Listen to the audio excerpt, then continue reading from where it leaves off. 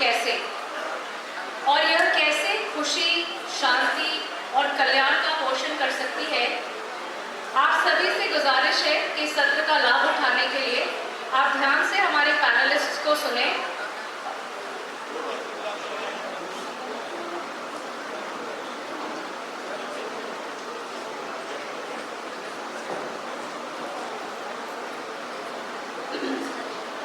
Just give me a moment.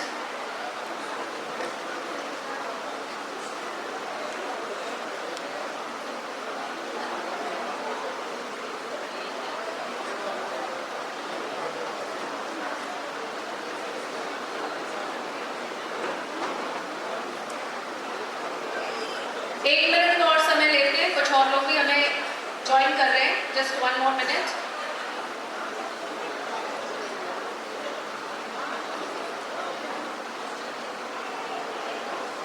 सभी लोग please अपने स्थान पे बैठ जाएं ताकि हम कार्यक्रम को आगे बढ़ा सके। लेट्स रिस्पेक्ट आवर पैनलिस्ट्स जो ऑलरेडी स्टेज पर हैं। सिस्टर रामा, सिस्टर उत्कर्षा, लोगों को प्लीज बाहर से बुला के सर्वे करवा दें। हमारे पैनलिस्ट आ चुके हैं स्टेज पे।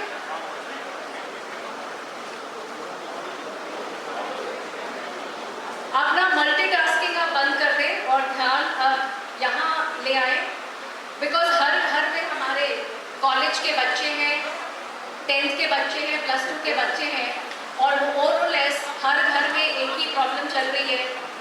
डिजिटलाइजेशन का फायदा तो है, पर बच्चों को कैसे संभालें, how do we help them. और इस सत्र के पैनलिस्ट का इस मंच पर हम फिर से एक बार स्वागत करते हैं। Thank you for joining us. इनकी एक ब्रीफ बायोडेटा मैं पढ़ना चाहूँगी। श्रीमती पूनम सेठ का जन्म आगरा में हुआ। आर्ट्स की स्टूडेंट हैं वो, और नर्सरी टीचर्स ट्रेनिंग भी उन्होंने करी है। सहज योग के बारे में परिवार से पता चलने पर, कुछ दोस्तों के कहने पर इन्होंने सहज योग को ज्वाइन करने का मन बनाया। और चूंकि सहज योग व्यक्ति को अपना गुरु या शिक्षक बनने के लिए प्रेरित करता है, इसलिए आपने इसका लाभ उठाना शुरू कर दिया और बहुत जल्द ही यह आपके दैनिक जीवन का हिस्सा बन गया। अपने मददगार और खुशमिजाज स्वभाव के कारण उन्होंने समुदाय में उचित पुरस्कार भी मिले हैं। हमारे सेकंड पैनलिस्ट हैं मेजर गुरदयाल सिंह सलूजा जी, जो कि रिटायर्ड मेजर रहे हैं। उन्होंने अपने मिलिट्री करियर की शुरुआत नेशनल डिफेंस एकेडमी खड़गपुर से जुलाई 1968 में किया।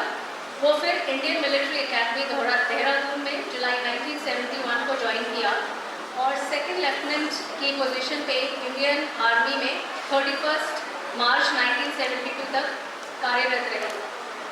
उन्होंने इंडियन आर्मी को 10.5 सालों तक सर्व किया और लद्दाख, जम्मू कश्मीर, राजस्थान, बेलगांव, नागालैंड जैसी जगहों पर उनकी पोस्टिंग रही और वो कमांडो इंस्ट्रक्टर रहे अगस्त 1976 टू अगस्त 1979। अपनी मिलिट्री सर्विस के अलावा वो एक्टिवली इन्वॉल्व रहे हैं सोशल सर्विस में और अभी वो प्रेजेंटली ऑनरेरी सेक्रेटरी हैं Guru Nanak home for handicapped children and has been for over 20 years. His tenure as a trustee at this organization spans for over 4 decades और सर प्रेसिडेंट हैं Guru Nanak higher secondary school for 2 tenures spanning over 7 years. Welcome both of you to the panel.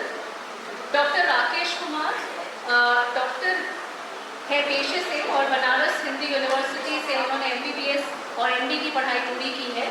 पूर्व में भारत के एक प्रतिष्ठित medical संस्थान PGI Chandigarh में बाल रोग विशेषज्ञ के रूप में कार्य कर चुके हैं। वर्तमान में आप सिद्धार्थ चिल्ड्रन हॉस्पिटल बीनू रांची में कार्यरत हैं और 15 वर्ष की छोटी सी उम्र से आप भक्ति सेवाओं का अभ्यास कर रहे हैं। 2005 में आप इस्कॉन से जुड़े हैं और सन 1919 के बाद आप भगवत गीता के शिक्षण कार्य का गंभीरता से अभ्यास कर रहे हैं। वर्तमान में आप भगवत गीता के प्रचारक के रूप में इस्कॉन में सेवा दे रहे हैं। वेलकम डॉक्टर साहब इन द पैनल। हमारी आखिरी पैनलिस्ट हैं श्रीमती शारमा साहीन, जो सेंट जेवियर कॉलेज से एजुकेशन किया है पटना और M.Ed 2015 में उन्होंने खत्म किया। जुलाई 2006 से दिसंबर 2010 तक सेंट करेन हाई स्कूल में सहायक शिक्षक बायोलॉजी सब्जेक्ट के रूप में कार्यरत रहीं और अप्रैल 2011 से सत्र के अंत तक लॉयला हाई स्कूल पटना में टीजीटी विज्ञान के रूप में काम किया और इनके कई पेपर्स हैं जो इंटरनेशनल लेवल पर प्रकाशित हुए हैं। वर्तमान में वो देश रत्न राजेंद्र प्रसाद शिक्षा प्रशिक्षण महाविद्यालय बिहार विद्यापीठ सदाकत आश्रम में बीएड में सहायक प्रधानाध्यापक के रूप में कार्यरत है। आपका भी मैम स्वागत है। सो विद दैट हमारा फॉर्मेट वही रहेगा कि हम पैनल डिस्कशन में अपने पैनलिस्ट्स को सवाल पूछेंगे और हमारे पैनलिस्ट्स उन सवालों के जवाब देंगे। माइक आपके सामने है जो आप पास करेंगे सर। एक एक करके सारे पैनलिस्ट को हम लोग सवाल पूछते जाएंगे और उनके अनुभव और उनके ज्ञान का जो लाभ हम उठा सकते हैं वो ज़रूर उठाने की कोशिश करेंगे। आज का थीम जैसे मैंने बताया युवाओं के लिए है। सेशन 2 एक ऐसा फेज जो हम सब अपनी लाइफ में जानते हैं कि बहुत महत्वपूर्ण फेज है। नेचर हमें एनर्जी से नवाजती है। अगर दिशा मिल जाए इस एनर्जी को, गोल्स मिल जाए, अध्यात्म का सहारा मिल जाए, तो क्या आज का जो यूथ है वो कुछ बेहतर काम कर सकता है? क्या वो अपनी लाइफ को अच्छे से प्लान कर सकता है? इन्हीं सब कुछ सवालों के साथ हम ये पैनल डिस्कशन की आज शुरुआत करते हैं। मेरा पहला सवाल इस्कॉन से डॉक्टर राकेश कुमार जी से है। कुछ लोग कहते हैं कि आध्यात्मिकता वृद्ध व्यक्तियों के लिए है, युवाओं को इसमें क्यों इंटरेस्ट लेना चाहिए? Some people say spirituality is for the older person. Why should youth be interested in spirituality? Doctor साहब आप क्या कहना चाहेंगे?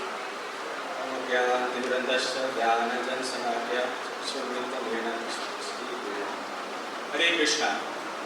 ये बहुत अच्छा सवाल है। आजकल ये बहुत सुनने को मिलता है कि अभी क्या जल्दी है, कि अभी ये जो है स्पिरिचुअलिटी और भक्ति क्या है, जब मुंह में दांत ना हो, पेट में आग ना हो, है ना, घुटने में दर्द हो रहा हो, है ना, उस समय स्पिरिचुअलिटी करना चाहिए। बट बेसिकली मैं थोड़ा बताना चाहूँगा स्पिरिचुअलिटी हमारा क्या है, हमारे जीवन का एक अहम हिस्सा है। स्पिरिचुअलिटी जैसे हम खाते हैं, नहाते हैं, धोते हैं, बाकी काम करते हैं, स्पिरिचुअली भी हमारे जीवन का अहम हिस्सा होना चाहिए। तो एक बार हम लोग कन्फ्यूज हो जाते हैं कि what is the difference between religion and spirituality. तो रिलीजन को हम कह सकते हैं काइंड ऑफ फेथ है, जैसे अलग अलग हो सकता है, हम कुछ फेथ हमें ना पसंद हो या हम उससे कंफर्टेबल ना हो, लेकिन स्पिरिचुअलिटी हम सबका कॉमन है। स्पिरिचुअलिटी हमारा मतलब हम गॉड हैं, हम उनके बच्चे हैं, हमारा ड्यूटी बनता है कि हम उनकी सेवा करना है और हम उसी में हैप्पी रहें। जैसे क्या होता है, मछली की स्थिति होती है, मछली को यदि पानी से बाहर निकाल दिया जाए, उसको भले कितना भी आप टेस्टी खाना क्यों न दें, अच्छा शोभा करता क्यों न दें, वो अच्छा तरह से नहीं रहेगा, कुछ नहीं रहेगा। इसी तरह हम सब की स्थिति है। हम सब क्या है, भगवान के, और ये भगवान खुद भगवद गीता के 15वां अध्याय बताते हैं, ममे वांशो जीव लोक के जीव भूत सनातन मनसिष्ठान इंद्रियाणि प्रकृति स्थानी कर सकते। हमारा हम क्या है, हम भगवान के अंश हैं। और जैसे हमारा एक हाथ हमारा अंश होता है, हमारा पैर हमारा अंश होता है इस बॉडी का, इसकी चाहे हम कितना भी इसको खाना दें ना दें, इसकी एक ही ड्यूटी बनती है, हमारी सेवा करनी। तो स्पिरिचुअलिटी मीन्स होता है कि हमें क्या है, हमें भगवान की सेवा करना है। और चलिए उस सेवा से चलिए देखा जाए तो कई बार हमें कन्फ्यूज होता है कि हम मालिक तो नहीं, बट हम सब सेवक हैं। हम अलग अलग कैपेसिटी में, अलग अलग जगह पे, अलग अलग संस्था में सेवाएं कर रहे हैं। बट हमें क्या है, जो असली सेवा जिनकी करनी है, जो हमारे जन्म के हमारे पिता हैं, है ना, हम इस जन्म के 70 साल 75 साल के रिश्ते के लिए तो बहुत ध्यान रखते हैं, लेकिन हमारे करोड़ों जन्म के जो रिश्ते जिनके साथ हमारे, भगवान भगवद गीता में बताते हैं 5.89 में कि हमारे सबके टॉप मोस्ट वेल विशर भगवान कृष्ण। तो हमें क्या, उनके साथ कनेक्ट होना चाहिए। और कई बार कंफ्यूजन होता है कि उनके साथ कनेक्ट होकर हमारा टाइम ऐसे वेस्ट हो जाएगा तो हमारा बाकी काम कैसे कर पाएंगे। जैसे उनके पास बहुत सारे मिशन है, बहुत सारे टारगेट है, बहुत सारे गोल है, लेकिन ऐसा नहीं। हम यदि स्पिरिचुअलिटी में टाइम देते हैं तो हमारा मन शांत होगा, हमारा जो है अटेंशन फिक्स होगा, फिर हम जो भी काम करेंगे, हम 10 घंटे काम 8 घंटा में करेंगे।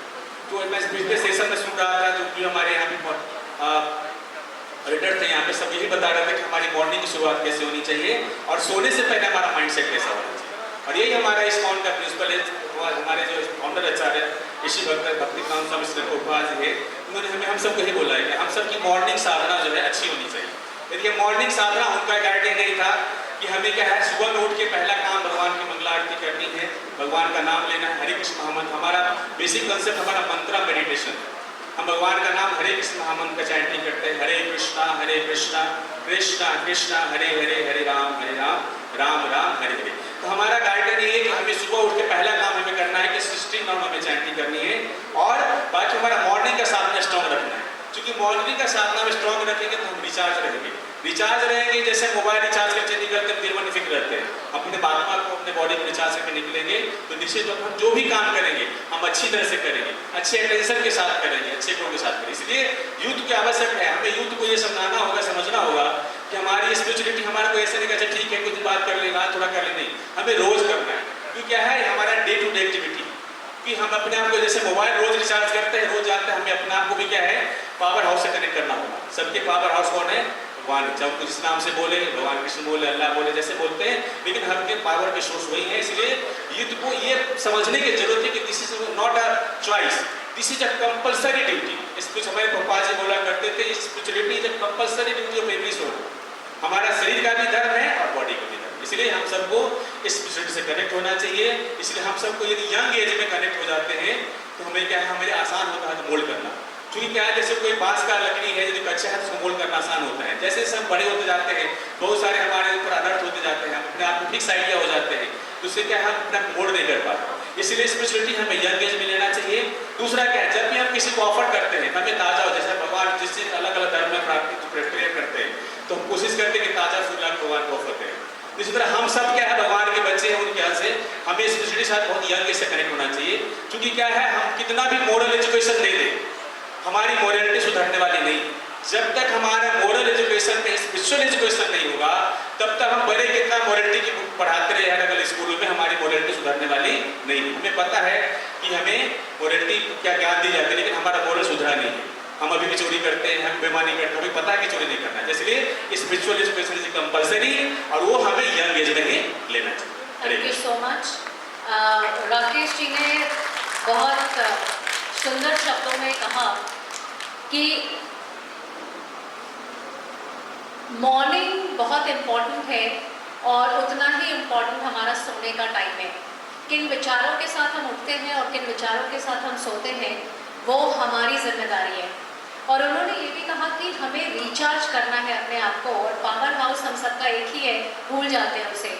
हमारे पिछले स्पीकर्स ने भी इस तरफ इशारा किया, बिलवड कौन है हमारी लाइफ में, we will have to be carefully choosing the beloved.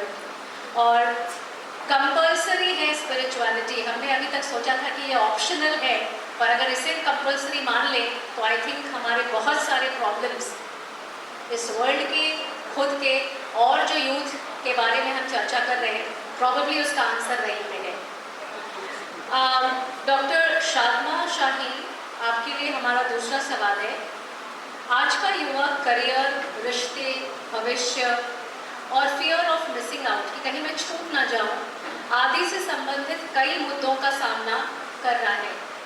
युवाओं की इस एरिया में हम कैसी मदद कर सकते हैं, उनको हम कैसे गाइड करें? बहुत बहुत धन्यवाद सबसे पहले मुझे यहाँ निमंत्रण देने के लिए। न माता न बंधु न दाता न पुत्रो न पुत्री न मृत्यु न भरता न जिया न नित्या न वैव गतिस्त्वं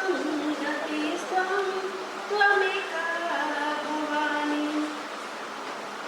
तो इतने बड़े समुदाय में आप लोगों ने सर्व धर्म सम्मेलन का आयोजन किया, ये बहुत ही अनुकरणीय है, कई संदर्भों में आदरणीय है। और इस सभी के साथ आपने इस्लाम को भी स्वागत किया। That's a very great moment.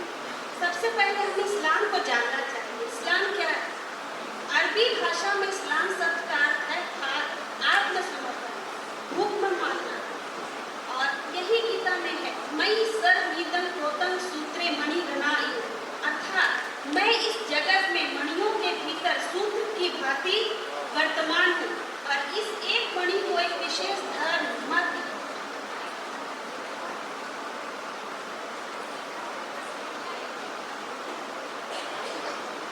पृथक पृथक मणियां एक एक धर्म है और प्रभु ही इनमें सूत्र रूप में वर्तमान है। अल्लज़ी अता खैरुल खल्क़ सुम्मा दा। कुरान में इस नियम का उल्लेख इन शब्दों में ही किया है। ईश्वर ने हर चीज को उसकी गठन और बनावट प्रदान की, फिर उसका मार्गदर्शन किया।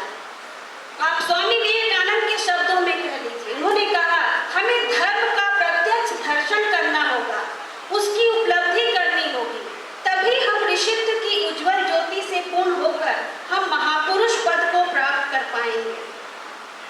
उसी उन्हें कहा रुचिना वैचित्र या सुकुटिला नाना प्रजुषाम निनामे को गम्य स्तंसी पैसामानम। जैसे विभिन्न भिन्न नदियां भिन्न भिन्न स्रोतों से निकलकर समुद्र में मिल जाती हैं, उसी प्रकार हे प्रभु विभिन्न टेढ़े मेढ़े अथवा सीधे रास्ते से जाने वाले अंत में तुझ में ही आकर मिल जाते हैं। आज के युवाओं की सबसे बड़ी पीड़ा ये है कि they are not thinking where they are going, कहाँ वो जा रहे हैं, क्या पाना चाहते हैं। सब अदृश्य है, सभी को 1.5 लाख का 2 लाख का, ये तो बहुत मैं कम कह रही हूँ, package, they are going for the package, they are not thinking about the inner peace. आपको क्या चाहिए, आपको के अंदर शांति क्या करने से आपको मिलती है। आपने उनको, वो सब लोग दे रहे थे बीपीएससी की परीक्षा या तो देयर सो मेनी एग्जाम्स, सब दे रहे थे, मैंने भी दे दिया। क्यों दिया? आपको क्या बनना था? आपने अपना कैलिबर देखा कि आप उसके लायक हैं, या आप लायक भी हैं तो क्या आप उस जॉब में, जॉब को अगर आप सेवा नहीं समझेंगे तो वो कभी आपको सुखी नहीं देगा, इनर पीस आपको नहीं मिलेगा। आज जो बच्चे for example as I am a teacher, थोड़ा सा मैं उसके बारे में बोल दूँ, they are last option, they are going for teaching, last option, कुछ नहीं मिला तो टीचर बन गए। अरे no, you will be have to be think from the childhood कि आपको टीचर बनना है तो टीचिंग के लिए आपको अपने आप को तैयार करना है।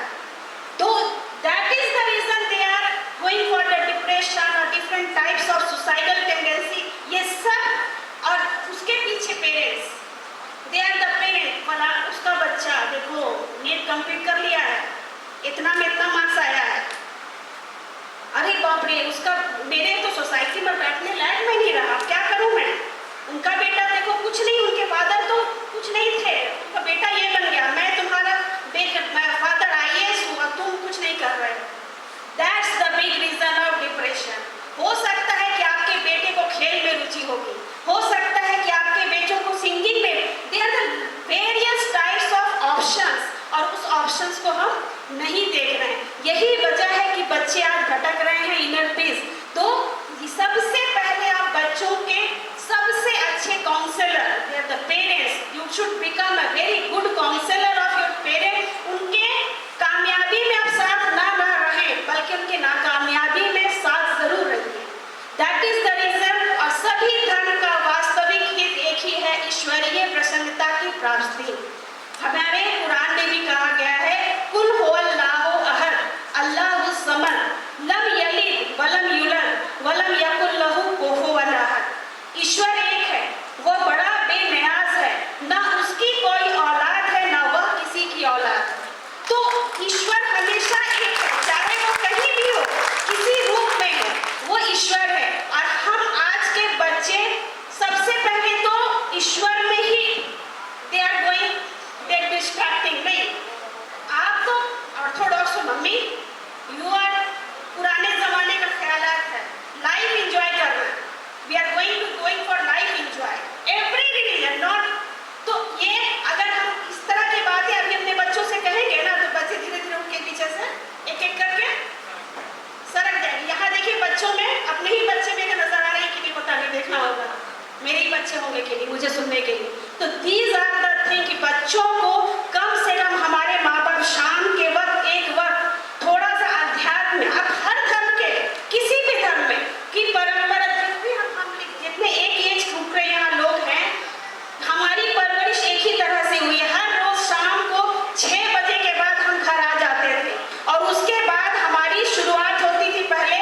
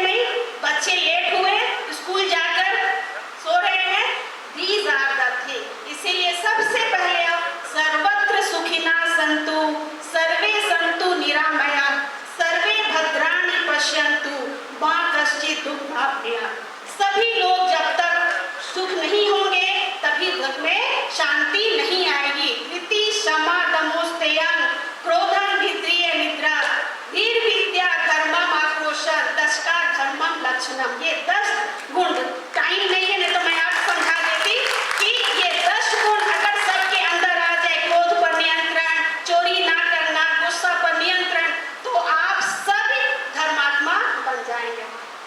Thank you so much ma'am. इतने सुंदर तरीके से इन्होंने कितने सारे एग्जाम्पल्स दिए, नदियों का समुद्र में मिलना और हमारे को फिर से डिसिप्लिन रहने की एक और जो उन्होंने ऑफर दिया है लाइक अदर पैनलिस्ट। यूथ को सोचना पड़ेगा कि पैकेज के पीछे भागना है या इनर पीस, और अगर दोनों चाहिए तो बैलेंस करने का रास्ता आपको ढूंढना पड़ेगा। One should not be at the cost of other, शायद ये हमारे यूथ को सोचना पड़ेगा। और जॉब में सेवा का भाव, कितना सुंदर विचार कि अगर जॉब में सेवा नहीं है, उस विचार से हम अपना जॉब नहीं करते, हमेशा वो एक बोझ की तरह महसूस होता है। पिछले पैनल डिस्कशन में भी स्वामी निश्चलानंद जी ने भी कहा था कि फिर वही मंडे आ गया, यही हम लोगों को लगता है अगर जॉब में सेवा का भाव नहीं है।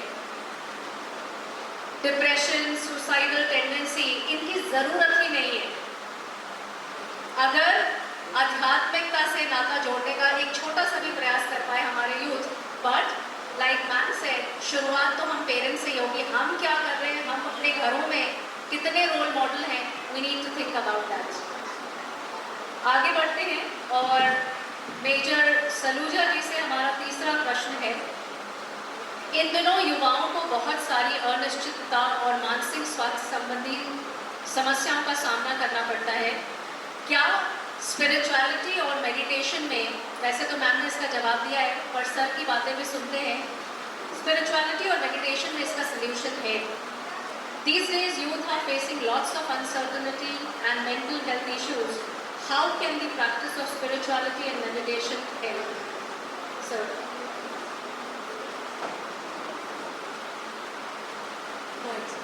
Should I just give something for this tradition? Sure, sir.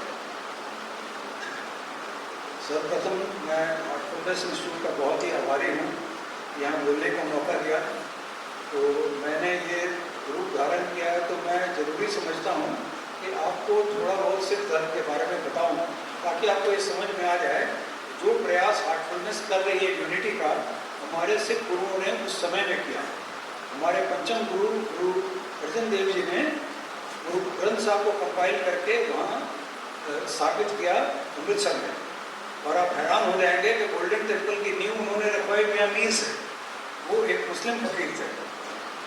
ये आप समन्वय का पहला शब्द समझ लीजिए। दूसरा, गुरु ग्रंथ साहब क्या है, उसमें मात्र 6 गुरुओं की वाणी है, 15 भक्तों की वाणी है, जिसमें के गुरुओं से पहले के भक्त भी हैं और गुरुओं के समसामयिक लोग भी हैं। उसमें 3 मुसलमानों की वाणी है, यानी जो लोग एक ईश्वर में विश्वास करते थे उन सब की वाणी उसमें संकलित की हुई है। उसमें उनके शिष्यों की वाणी है, भाटों की वाणी है, कुल मिलाकर 36 लोगों की वाणी है, जिसमें मात्र 6 हमारे गुरु हैं। तो समन्वय स्थापित करने के लिए हमारे गुरुओं ने बहुत प्रयास किया। उसी में उन्होंने कई एक बातें कही, जैसे ईश्वर इंसान को बताया कि राम की अंश, ये राम का हिस्सा है। और उसी तरह से फिर उन्होंने कहा अव्वल अल्लाह नूर पाया, कुदरत के सब बंदे, एक नूर के सब रुपया भजा, कौन कले को बंदे। यानी एक ही नूर से हम लोग पैदा हुए हैं। इस्लाम और हिंदू ही 2 धर्म थे उस समय, उन दोनों का समन्वय कितनी अच्छी तरह उन्होंने किया है। कभी वो कहते हैं राम सिमर मन राम सिमर, राम सिमर पछताएगा, कहीं कह रहे हैं कर बंदे तू बंदगी, अल्लाह की कर बंदगी। यानी उन्होंने हिंदू मुस्लिम को एक करने का बहुत बड़ा प्रयत्न किया था, जिसको हम लोग समझ सकें या न समझ सकें। तो इससे अब आप आगे बढ़ें तो हमारे गुरुओं ने किस तरह से क्या, बहुत डिटेल नहीं जा करके मैं सिर्फ आपको छोटी छोटी 2-4 बातें बताऊंगा, जिससे आपको समझ में आ जाएगा कि सिख वे ऑफ लाइफ क्या है।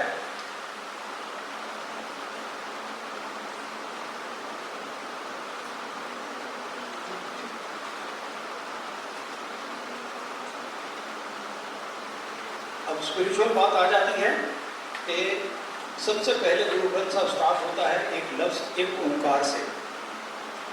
ओंकार तमाम हिंदू धर्म मानता है और वास्तव में यदि इस्लाम वाले रिसर्च करेंगे तो आमीन और क्रिश्चियनिटी का आमीन इसी ओम का अपभ्रंश है, इस ओम से उत्पत्ति है। लेकिन हमारे गुरुओं ने उसको खास करके कह दिया कि एक ओंकार एक है, प्रभु एक है, ओंकार भी एक ही है।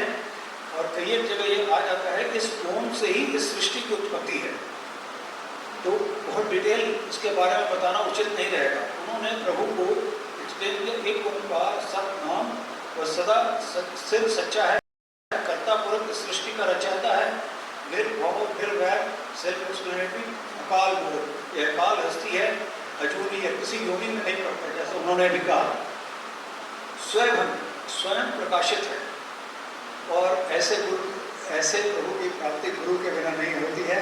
इसीलिए ये प्रथा तमाम चली आ रही है। हम सिख हैं और हम गुरु ग्रंथ साहब को गुरु मानते हैं, वही हमारा मार्गदर्शन है, यह वाणी है। तो हम लोगों को आगे क्या करना है, जीवन का मनोरथ गुरुवाणी क्या कहती है उसको समझना। वही परापत मानुक देवरिया, गोविंद मिलन की तेरी बरिया, अवर काज तेरे किते न काम, बिल साथ संगत भज केवल नाम। कबीर मानस जन्म दुलंब है, हो न खोद न बारंबार, जीव बन फल पाप गिरे बहुत न लागेगा। ये जन्म पुनर्जन्म में ईस्टर्न सारे धर्म मानते हैं, जैसे सिख, हिंदू, जैन, बौद्ध, ये सब पुनर्जन्म को मानते हैं। इस्लाम और क्रिश्चियनिटी शायद नहीं मानती, लेकिन ये भी अगर रीजनिंग करेंगे तो पैदाइशी जो फर्क है आदमी में, ये आपको पुनर्जन्म की चीज़ को बता देगा। तो उसी में कबीर जी कह रहे हैं कि ये मनुष्य का जन्म बार बार नहीं होता, ये 84 लाख योनियों के बाद होता है। इसलिए याद रहे प्यारे बच्चों, आपके सारे करियर से ऊपर है भगवत प्राप्ति की कोशिश, साथ साथ चलेगी। और वो कैसे साथ साथ चलेगी? हाथ पांव से काम कर चीत निरंजन नाद, ये हमारी गुरबानी कहती है। तो इसका हमारा सिखों ने 3 चीज़ें बता दी हैं कि आपको 2 मेन आधार हैं, एक तो प्रभु का सिमरन और दूसरा सेवा।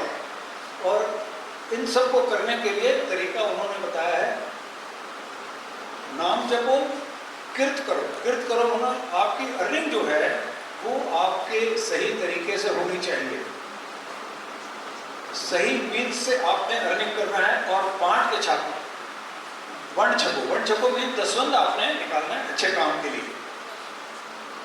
कर्म के बारे में साफ साफ कह दिया गुरुओं ने, आपे बीज आपे ही खा, जेहा विजय सोल उन्हें कर्मा संग्रह के। और फिर उन्होंने एक बहुत सुंदर बात कही जो सभी धर्मों के लिए लागू है, सर्व धर्म में श्रेष्ठ धर्म, हर को नाम जप निर्मल कर्म, यानी ईश्वर का नाम लेना और काम हमारे निर्मल होने चाहिए, कपट अंदर नहीं होना चाहिए। जात पात को गुरुओं ने निकाल दिया, प्रभु का नाम लेना सबके लिए बराबर कर दिया। संगत और पंगत आपको सबको मालूम है, लंगर एक साथ खाते हैं।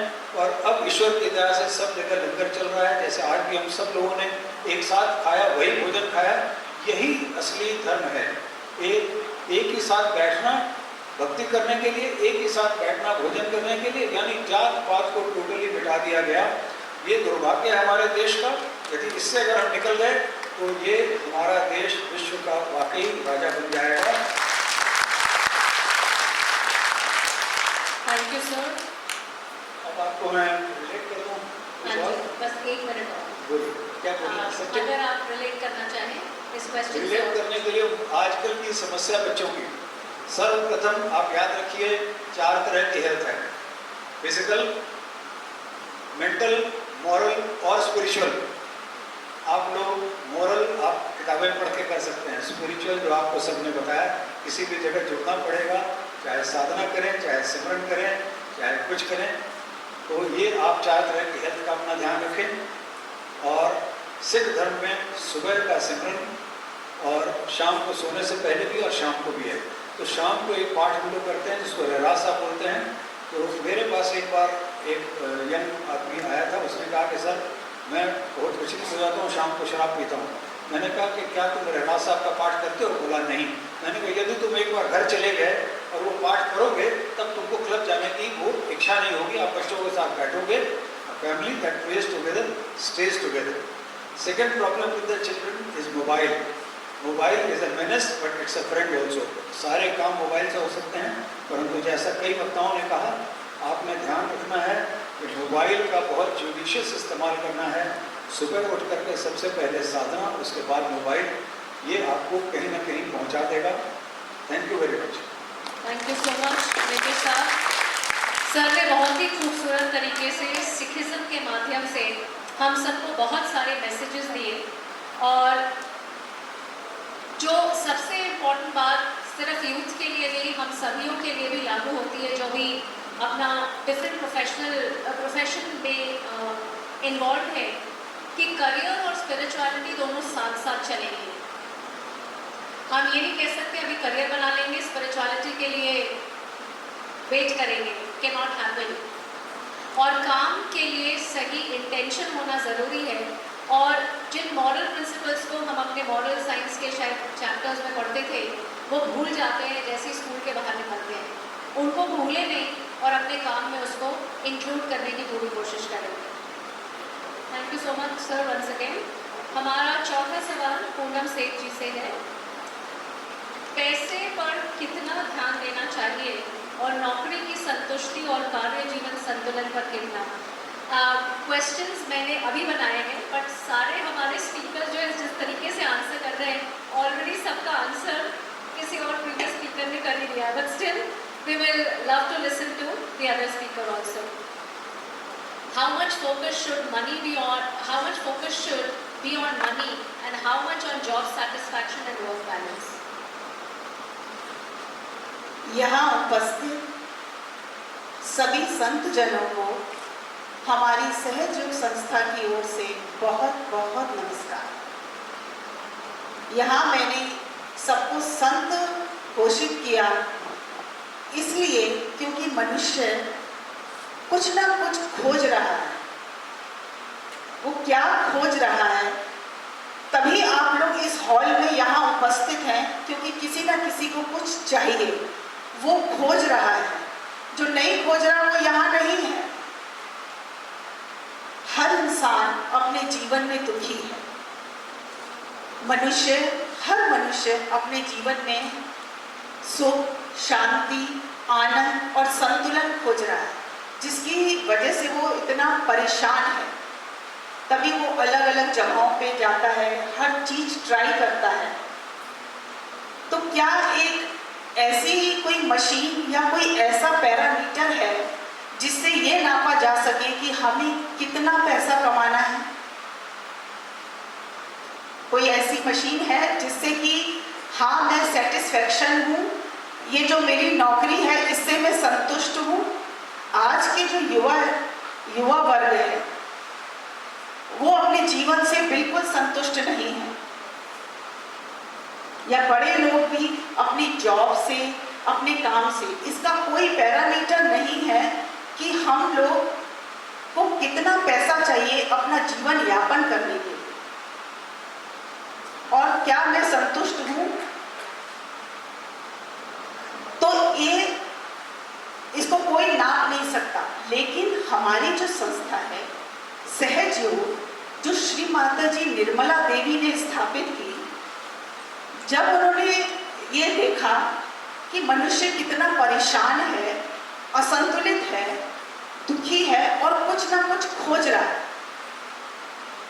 तब उन्होंने सन 1970 में मनुष्य की स्थिति को देखते हुए हमको वो कनेक्ट होने का, यदि हम लोग बोले, डिफाइन करें कि ये देखिए ये पानी पड़ा है और ये पानी कैसा होता है, उसको डिफाइन करें कि ये देखिए ये पतला होता है, ट्रांसपेरेंट होता है, इसको पीने से शांति मिलती है या ये कहीं भी सेटल हो जाता है, पानी की व्याख्या करें। लेकिन यदि आपको प्यास लगी हुई है तो हम उसकी व्याख्या करते रहेंगे, तो उसको बोलेंगे कि इस पानी को, वो कहेगा अरे भाई पानी को तो छोड़ो, मुझे पीने को दो, मुझे प्यास लगी। सिर्फ क्या व्याख्या करने से, बोलने से, ध्यान बोलने से, संतुलन के बारे में बोलने से क्या हम संतुलित हो जाएंगे? क्या हम संतुलित हो सकते हैं कि यदि हम बच्चों को बोलें कि तुम्हारी ये प्रॉब्लम है, और सब जानते हैं कि ध्यान करने से प्रॉब्लम सॉल्व होती है, ये हर कोई जानता है। तो इसीलिए हम अपने बच्चों को, अपने यूथ को बोलते हैं तुम्हारी प्रॉब्लम तुम्हारे सॉल्व हो जाएगी, चलो उठो ध्यान कर लो, चलो उठो ध्यान कर लो, तो कहेंगे अरे बाबा कैसे ध्यान करें, ध्यान आता नहीं ना, ध्यान करें कैसे। हम ध्यान कभी भी नहीं कर सकते। ध्यान एक स्थिति है। और अपने आप को जब हम बात करते हैं बाहरी कि हमारा समाज संतुलित नहीं है, विकसित नहीं है, जब हमारा समाज कैसे संतुलित होगा जब हम ही संतुलित नहीं हैं। क्या हम सब लोग बैलेंस में हैं? क्या हम बैलेंस में हैं? कोई बता सकता है कि हम लोग क्या बैलेंस में हैं?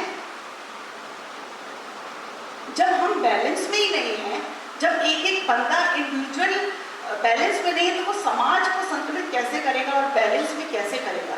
जब माता पिता ही संतुलन में नहीं है तो वो अपने बच्चे को कैसे बोलेंगे कि तुम संतुलन में आओ।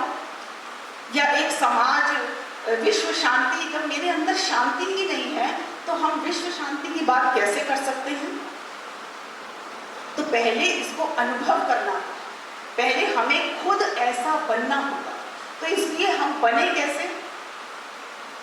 सहज योग में श्री माता जी ने हमको टेक्निक बताई अपने आप को बैलेंस करने की, अपने आप को संतुलित करने की। यदि हम लोग संतुलित हो गए तो समाज अपने आप संतुलित हो जाएगा, हमारे बच्चे अपने आप संतुलित और बैलेंस में आ जाएंगे। तो हम लोग इम्बैलेंस कैसे हैं, हम कैसे पता लगाएं कि हम संतुलित हैं कि नहीं हैं। ये भी एक टेक्निक है कि हम संतुलन में हैं कि नहीं। देखो मनुष्य दो प्रकार के होते हैं और मनुष्य की सोच दो प्रकार की होती है। एक कि मनुष्य पास्ट, कई लोग सोचते हैं सिर्फ पास्ट के बारे में सोचते रहते हैं, वो इतना सोचते ये हुआ ये भी। लेडीज लोग में ज़्यादा प्रॉब्लम होती है जिसका इफेक्ट उनके बच्चों पे भी पड़ता है कि ये हुआ, ऐसे हुआ, उसने मुझे ये कहा, वो कहा। अच्छा ऐसा हम करते तो ज़्यादा अच्छा होता। जैसे कि अभी भी यहाँ प्रोग्राम होगा तो उसमें बाद में गलतियाँ निकलेंगी, अरे ऐसा होता तो ये अच्छा होता। वो पीछे अरे भाई प्रोग्राम हो गया, सक्सेस हो गया, लोगों ने खाना खा लिया, आत्मा को जान लिया, खत्म। हम नहीं करेंगे, पर हम कहाँ कहाँ हमारी कमियाँ, हमारी गलतियाँ, उसी को बैठ के सोचते रहेंगे। और एक तरह के लोग होते हैं जो कि बहुत फ्यूचर प्लानिंग करते हैं, बहुत सोचेंगे, हम ऐसा करेंगे, हम ये करेंगे, हम वो करेंगे। बच्चे भी अपने जीवन में यही करते हैं और पेरेंट्स भी उनकी फ्यूचर प्लानिंग्स करते हैं। क्या बच्चे जो पेरेंट्स तो बच्चों के लिए फ्यूचर प्लानिंग्स करते हैं वो हो जाता है? क्या वो होता है? आप लोग जवाब देंगे तो अच्छा लगेगा। कभी नहीं होता। जो हम सोचते हैं वो कभी नहीं होता। यानी कि वो मेरे अंदर वो बेकार है, फिर मैं क्यों इतना सोच रही हूँ और फ्यूचर प्लानिंग्स कर रही हूँ। यानी कि मेरे अंदर कुछ असंतुलित है। हमारे अंदर दो नाड़ियाँ, हर मनुष्य शरीर में जब वो पैदा होता है तो हर मनुष्य के शरीर में दो नाड़ियाँ होती हैं, इवन 3 होती हैं। मैं 2 नाड़ियों के बारे में पहले बताती हूँ, एक पास्ट, एक फ्यूचर। पास्ट को हम चंद्र नाड़ी कहते हैं और फ्यूचर को हम सूर्य नाड़ी कहते हैं। तो कई लोग चंद्र नाड़ी में होते हैं जो कि काफ़ी लेथार्जिक और आलसीपन वाले होते हैं ना कई बच्चे, अरे उठो ना, कर लो ना ये काम। वो उसका स्वभाव नहीं है, वो उसका असंतुलन है। इसी तरह एक तरह के होते हैं कि जो ज़्यादा प्लानिंग करते रहते हैं और आगे का मतलब सोचते रहते हैं और काम करें, यानी कि वो सूर्य नाड़ी पर होते हैं। उनका लीवर गर्म होता है, उनका ज़्यादा सोचने विचारने से लीवर गर्म हो जाता है और यानी कि वो भी असंतुलन में है। यानी दोनों ही प्रकार के लोग संतुलित नहीं। मेरा सब्जेक्ट आपको थोड़ा सा डिफरेंट लग रहा होगा क्योंकि ऐसा कोई बात नहीं किया। तो आप लोग को इंटरेस्ट आ रहा है?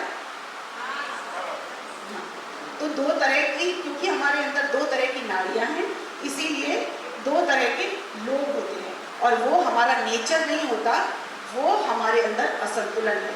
जब श्री माता जी निर्मला देवी ने ये एक इतनी आसान और सरल टेक्निक बताई है, बहुत ही सटीक और बहुत 2 मिनट की ऐसी टेक्निक बताई है कि हम अपने जीवन को कैसे संतुलित करें। जब हम अंदर से संतुलन में आ जाएंगे तो हमारा घर परिवार और लोग भी अपने आप संतुलित हो जाएंगे हमें देख के। हमें यदि किसी के लिए बहुत कुछ अच्छा करना है तो हम क्या करेंगे? यदि मैं किसी के लिए कुछ अच्छा करना चाहती हूँ या आप लोग कुछ अच्छा करना चाहते हैं तो क्या करेंगे? कोई दुखी है, मान लीजिए कोई दुखी है, बहुत कष्ट में है, उसको बहुत प्रॉब्लम्स है, मेंटली, फिजिकली, इकोनॉमिकली, कोई भी उसको बहुत प्रॉब्लम्स है, तो आप उसके लिए क्या करेंगे? आप ज़्यादा से ज़्यादा यदि इकोनॉमिकली है तो उसकी पैसों से हेल्प करेंगे, कोई गरीब है तो उसकी पैसों से हेल्प करेंगे, शारीरिक है तो हो सकता है उसको दवाइयाँ प्रोवाइड करवाएंगे, मानसिक है यदि तो आप उसको पूरी तरह समझाने की कोशिश करेंगे, समझाने की आप उसको पूरी तरह कोशिश करेंगे। लेकिन हमारी संस्था में हम लोग क्या करते हैं कि उसको परिवर्तित कर देते हैं, उसका हृदय परिवर्तित कर देते हैं। ये सबसे बड़ा पुण्य का काम है यदि हम किसी इंसान को ही बदल दें, उसकी सोच को ही बदल दें और उसको अंदर से संतुलित कर दें। यही सबसे बड़ा पुण्य का काम है। बाकी फिजिकली, मेंटली, वो सारी इकोनॉमिकली अपनी प्रॉब्लम खुद सॉल्व कर दें। सॉरी मैंने ज़्यादा बोल दिया। कोई बात नहीं, thank you so much. Ma'am ने भी काफ़ी डिटेल में हम लोगों को इस सवाल का जवाब समझाने का प्रयास किया है, विच इज़ एब्सोल्युटली स्टनिंग। जानते हैं हम सब कि ध्यान से काफ़ी कुछ हासिल हो सकता है, पर सिर्फ जानना ही क्या काफ़ी है? जब तक एक्सपेरिमेंट नहीं करेंगे तो रिजल्ट तो पता चलेगा नहीं। So an invitation to all the youths sitting here, experiment करके देखिए। जिस भी फॉर्म का ध्यान आपको समझ में आता है, जिससे भी आप कनेक्ट होता हो वो फील करते हैं, take out time for your practice for spirituality. You never know, you will be amazed to see the results. आगे बढ़ते हैं और हम डॉक्टर राकेश जी से अपना दूसरा सवाल पूछना चाहेंगे। स्वभाव, स्वधर्म और गहन कार्य पर आपसे आप क्या सुझाव देंगी कि किसी की उच्च आकांक्षाओं को आंतरिक शांति के साथ कैसे संतुलित करें? आपने थोड़ा इशारा किया है अपना इस क्वेश्चन की तरफ पहले, बट फिर भी अगर आप कुछ लाइनों में इसे डिस्क्राइब करें। ठीक है, समय अभाव के कारण मैं थोड़ा शॉर्ट में ही कहूँगी। सबसे पहले you should ask with yourself, मैं कौन हूँ? अगर आप मुझसे 20 साल पहले पूछते तो मेरा कुछ और जवाब होगा, मैं किसी की बेटी थी।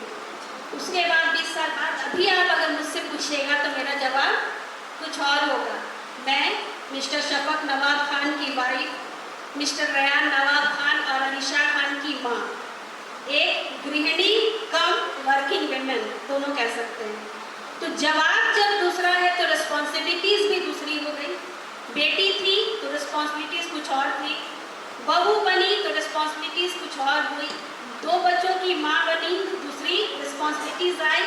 यही सवाल हमें इनर पीस दिला। आप दृष्टि योग, हमारे यहाँ देश रत्न राजेंद्र प्रसाद शिक्षक प्रशिक्षण महाविद्यालय का नाम है सदाकत आश्रम, जो 2 लोगों इनके निर्माता डॉक्टर राजेंद्र प्रसाद और मौलाना मजरूला, हमारे जो संस्थापक हैं डॉक्टर श्री विजय प्रकाश जो रिटायर्ड IAS हैं, वहाँ आदृष्टि योग, मुझसे ज़्यादा आप लोग बता सकते हैं आदृष्टि योग क्या होता है।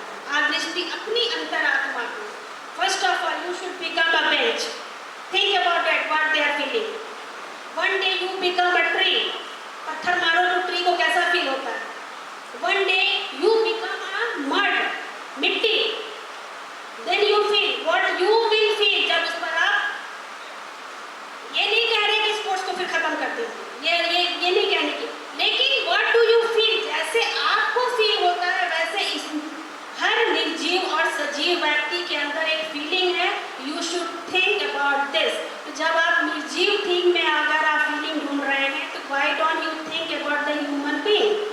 हर 2 मिनट पर आप किसी का दिल दुखा देते हैं, थोड़ी सी उनकी निंदा, थोड़ी, मैम ने बहुत अच्छी बात बताई, उसको दोहराने की जरूरत नहीं है। Why don't you think the positive sides of the people? क्यों नहीं आप पॉजिटिविटी ढूंढते हैं लोगों के अंदर? अगर हम दूसरों की दृष्टि से देखें, फॉर एग्जाम्पल पति पत्नी की दृष्टि से देखें, माँ बेटे बच्चों की दृष्टि से, सास बहू की दृष्टि से, बहू सास की दृष्टि से, एक दूसरे की दृष्टि, अब हम लोग क्या करते हैं, हम लोग अपनी दृष्टि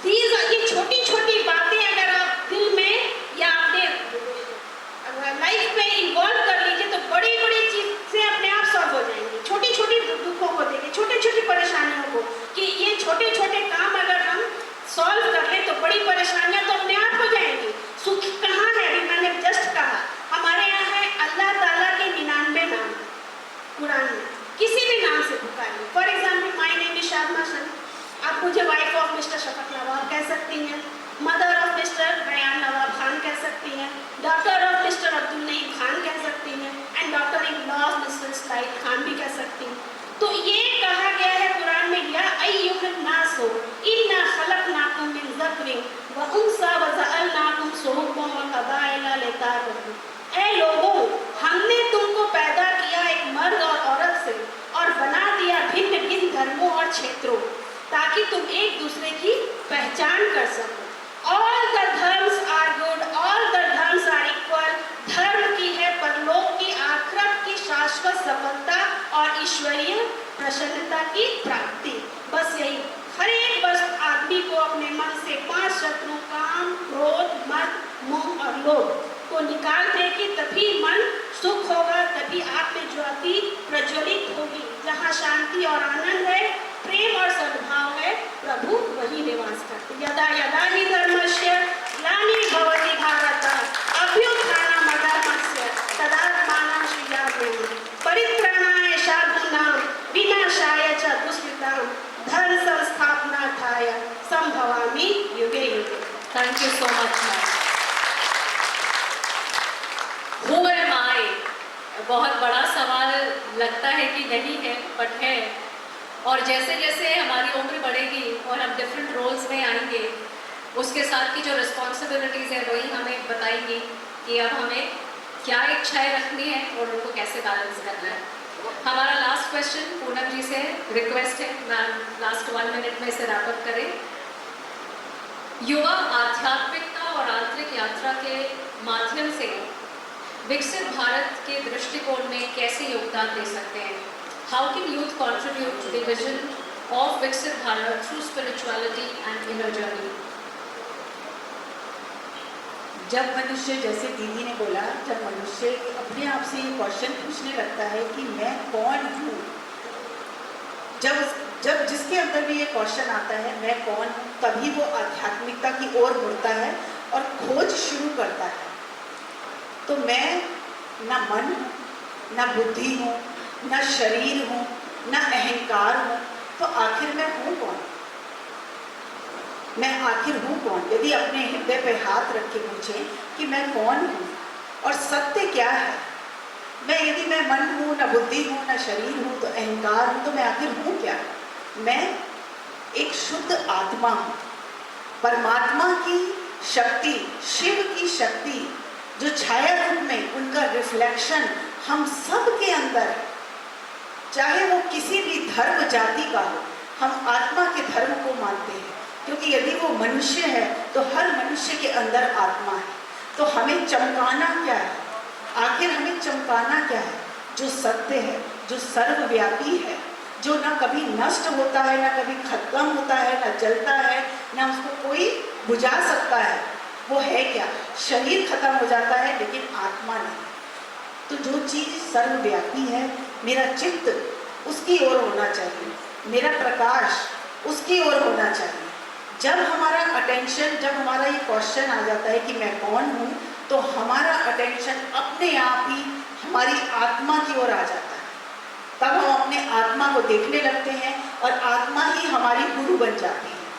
हम सब के अंदर ये देखिए, सहज योग जो है, ये सभी संस्थाएं जो है वो मतलब हम लोग कोई नई चीज नहीं बता रहे, ये शास्त्रों में लिखी हुई पुरानी चीजें हैं। चाहे वो शास्त्रों में लिखी पुरानी, हम सब के अंदर एक शक्ति है। हम सब के अंदर सिर्फ हमारा ध्यान उस शक्ति की तरफ नहीं है, अपने अंदर नहीं है, क्योंकि हम खुली आंखों से अपनी समस्याएं खोज रहे हैं और समाधान बाहर खोज रहे हैं, जबकि समाधान हमारे अंदर है। हर चीज हमारे अंदर है, पूरा ब्रह्मांड हमारे अंदर है। हम खुली आंखों से बाहर का ब्रह्मांड देखते हैं और बंद आंखों से अपने अंदर का ब्रह्मांड देखते हैं। हम सब के अंदर एक शक्ति है। अपनी शक्ति को जानना, पहचानना और उसको प्राप्त करना। सिर्फ जान लिया कि हाँ मेरे अंदर शक्ति है, तो उससे कोई परिवर्तन नहीं होने वाला। और मान भी लिया, मान लो मान भी लेते हैं, ठीक है आप जो बोल रहे हैं कि वो सही है, तो भी हमारा कुछ भला नहीं होने वाला। हमें उसको प्राप्त करना है। हर मनुष्य के अंदर एक कुंडलिनी शक्ति है, जो कि शास्त्रों में लिखा है, और ऋषि मुनि जिसे करने के लिए पहाड़ों पर्वतों और गुफाओं में जाया करते थे, जिसके हर धर्म में, हर किताब में, कुरान हो, चाहे बाइबल हो, चाहे गुरु ग्रंथ साहब हो, उन सब में इस कुंडलिनी शक्ति का विवरण दिया गया है। लेकिन सिर्फ हम उसको जप रहे हैं, उसको प्राप्त नहीं कर रहे, हम शुद्ध इच्छा नहीं कर रहे उस शक्ति को। वो कौन सी ऐसी शक्ति है जो मुझे अंदर से परिवर्तित कर सकती है? जब वो शक्ति जागृत होती है, बहुत ही एक आसान टेक्निक से आप लोग सहयोगियों से, हमारी युवा शक्ति से, जो युवा लोग यहाँ पर हैं उनसे पूछ सकते हैं कि वो एक छोटी सी वो कौन सा प्रोसेस है जिससे हम अपनी शक्ति को जागृत कर सकते हैं। जब वो शक्ति जागृत होती है तब हमारे अंदर के मोह, लोभ, मत्सर सब अपने आप नष्ट होने लगते हैं, खत्म होने लगते हैं। सिर्फ वर्बली बोल के कि हमें ऐसा नहीं बनना, वो नहीं होगा। अपने आप स्वतः ही वो चीज़ें जाने लगती हैं, क्योंकि हम लोग प्रकाशित हो चुके हैं, हमारी कुंडलिनी शक्ति जागृत हो चुकी है। इसीलिए हम अपने प्रति ईमानदार हो जाते हैं और हमारे अंदर कोई भी गलत चीज़ घर नहीं करती और जितने विकार दोष हैं वो अपने आप निकल जाते हैं। अपने आप होता है, स्वतः ही ये चीज़ होती है। और अपने प्रति यदि हम ईमानदार होंगे, भ्रष्टाचारी नहीं होंगे, आत्मा के विरोध में फिर हमसे कोई काम नहीं होगा, क्योंकि हमने अपनी आत्मा को प्रकाशित कर लिया है। तो हम भ्रष्टाचारी नहीं हो सकते। यदि हम एक अच्छे इंसान बन जाएंगे तो एक अच्छे समाज की स्थापना अपने आप हो जाएगी। Thank you so much. जय Shri Ram. Thank you. Ma'am ने ऑलमोस्ट इस सेशन को कंक्लूड कर दिया है कि समाधान बाहर नहीं